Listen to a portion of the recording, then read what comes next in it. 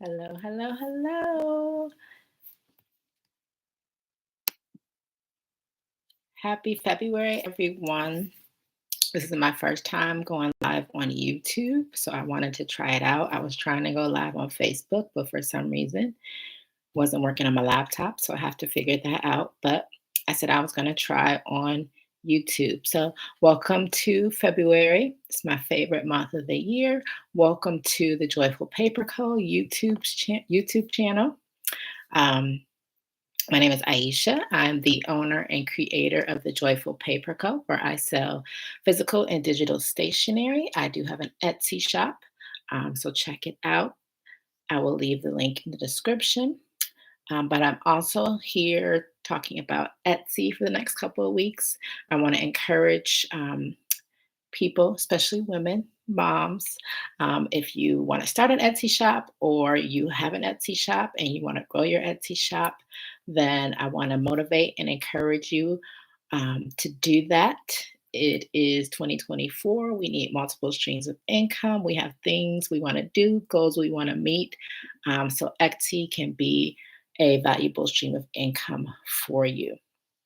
If you haven't, check out my Facebook page. I am the Joyful Paper Co. on Facebook. On Instagram, I am Joyful Paper Co. And on Etsy, I am the Joyful Paper Co. So, a few things I'll talk about is I'll share my story. I do want to do like a longer live or video about my story, but if you've been following my Facebook, Instagram, and TikTok posts, I kind of shared a little bit about my story. I started Etsy in 2020. Actually. I think I made a mistake on my post, but it's okay. I started Etsy in 2020. It was just a creative outlet for me, but it became a full-fledged business, um, which I'm excited about. It's still growing, it's still changing, I'm still pivoting, but that's okay. I'm here for all of it. So 2020, I started with a journal, a sermon notes journal, um, that I made in-house with my Cinch. Shout out to Cinch, they have a new product. But I was making it in-house and I put it on Etsy. That was my first product. And it probably took about 3 or 4 weeks for that to sell. And when it sold, I was so excited. And that just kicked off confirmation that, I can create something that people want to buy and that I want to keep moving forward. So I did the sermon notes journal. I added another one. Then I made a tooth fairy certificate for my daughter who lost her first tooth. And I said, maybe I can add this to my shop. And I did.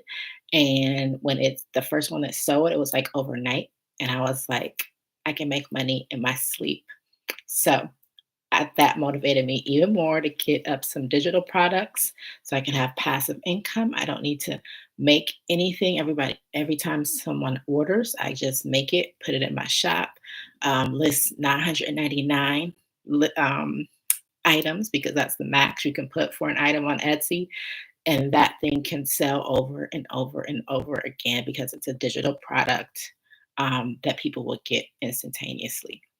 So that just kicked off my love for passive income and digital products. I went on to add note cards because I love stationary note cards, and I did have a greeting card business in the past. Um, so I added note cards. I got into self publishing. I found out about Lulu. So I stopped making journals in house because it was a lot of work. Being a mom of three, it was just time consuming for me. So I started doing self publishing, having Lulu print my journals and my notebooks, and they came out awesome. I still use them.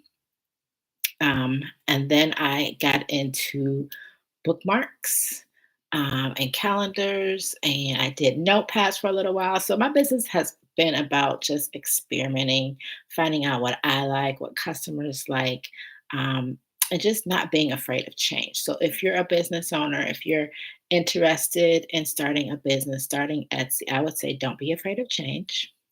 Lean into a pivot. You might start selling a product that you like. And then maybe a year later, you figure out, I don't want to make this anymore. I don't like it. It's not bringing me joy. And that is okay. That is perfectly okay. It is your business to do with what you want. You might figure out, I want to try something different. I did try print on demand for a while. I don't have any print on demand products outside of the journals and notebooks in my shop right now, but I did the print on demand pillows. I did the print on demand bags, tumblers. What else did I do? Wrapping paper, which I am going to bring back. Um, I have a supplier that I really, really like. I'm just trying to make the numbers work.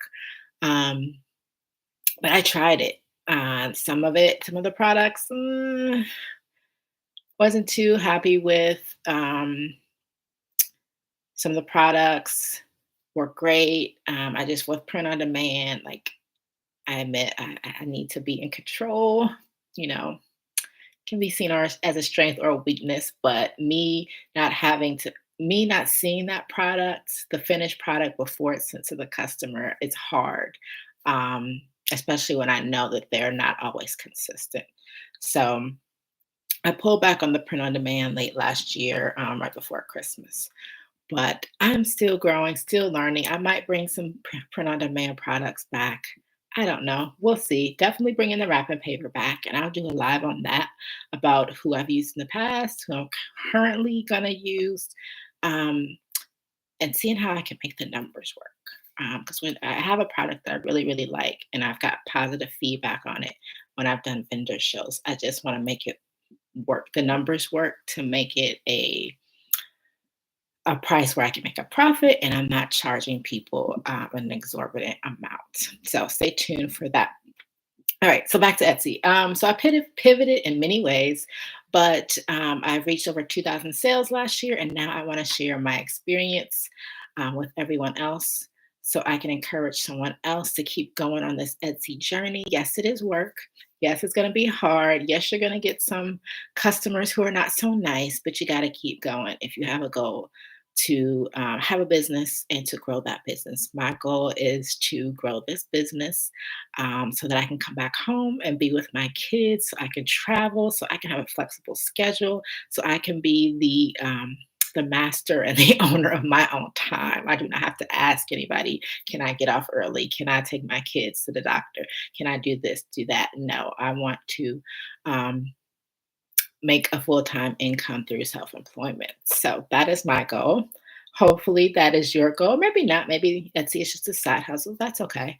But if that is your goal, come along with me, and I hope to share some tips and things to help you grow an Etsy business. So one of the things that I want to talk about today, and I'm gonna use some notes over here, my other computer. Time management. So I posted some tips about time management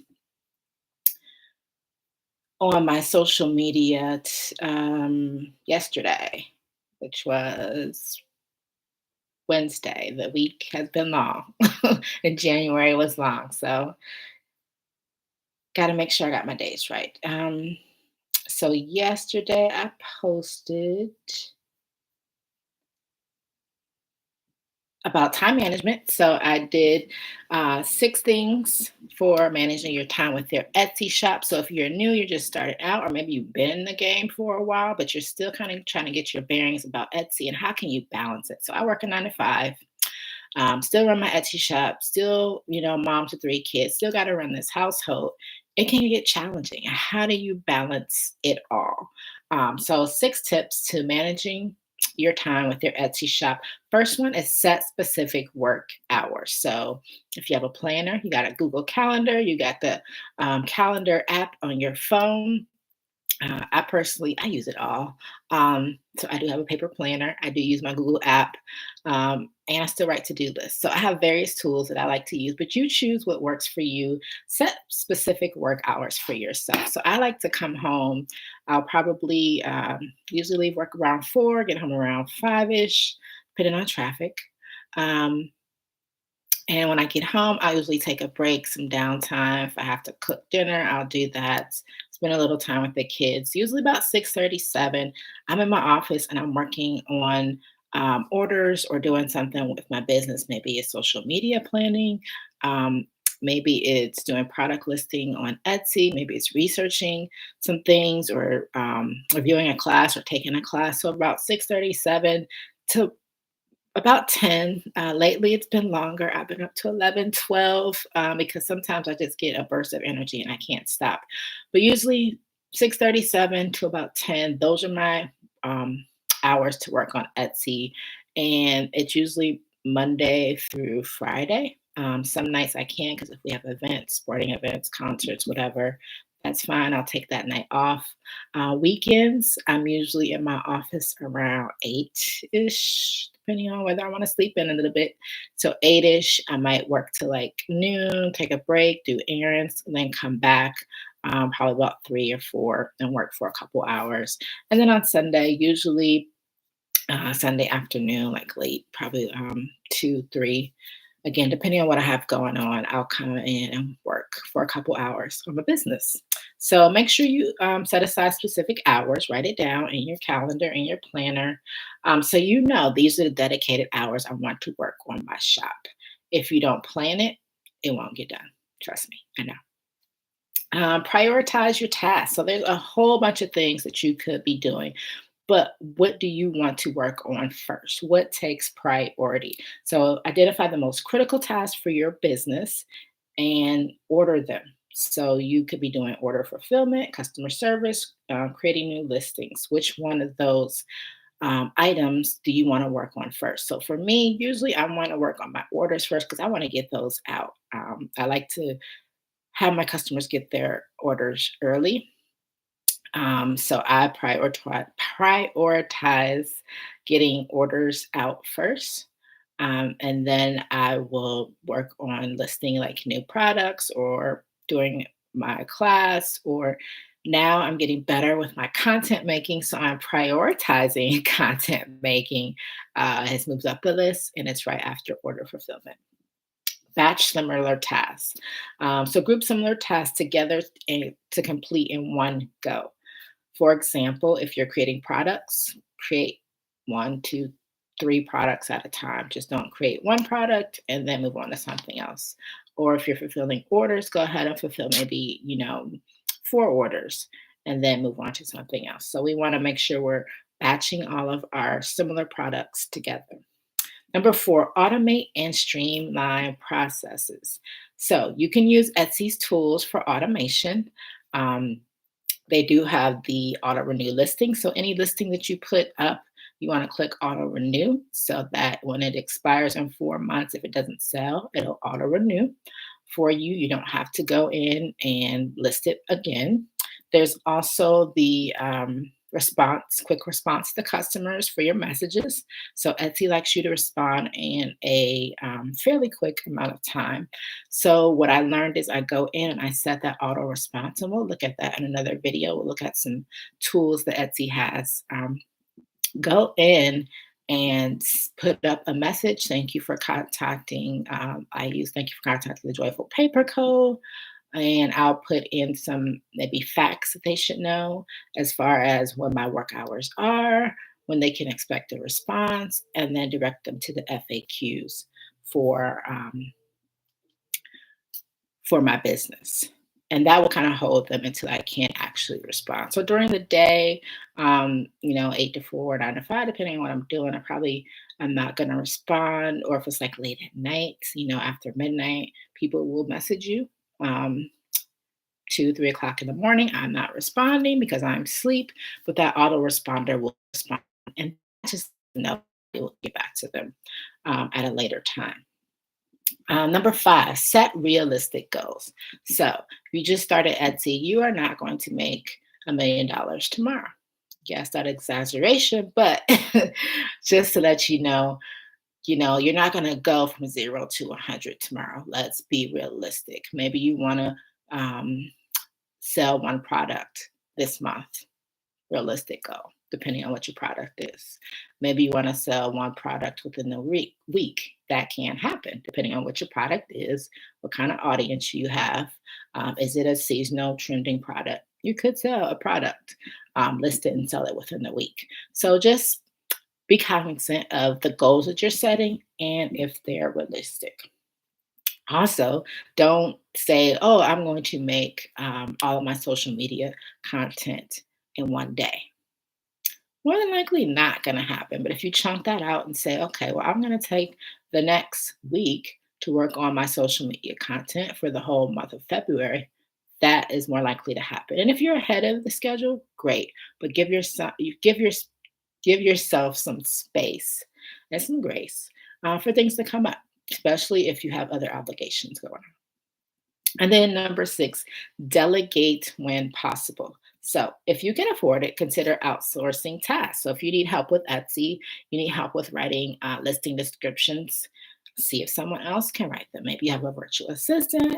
Maybe you have a friend that's awesome in Etsy and they want to pay them to write your product listings. That could be something.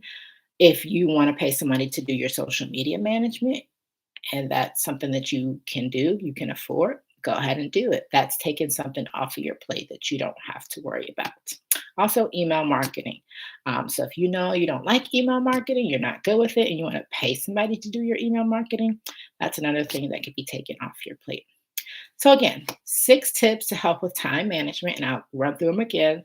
Set specific work hours, prioritize your tasks, batch similar items, automate and streamline processes, set realistic goals, and delegate when possible. All right, so I'm going to wrap this live up. It wasn't long. Hopefully, we'll get a longer live going where I can answer some of your questions. I'll notify you when I'm going to be on next so you can bring your questions that you have about Etsy. Um, and if you like this video, go ahead and subscribe to my channel and press the like button. And I hope to be back with more Etsy videos in the future. All right, take care.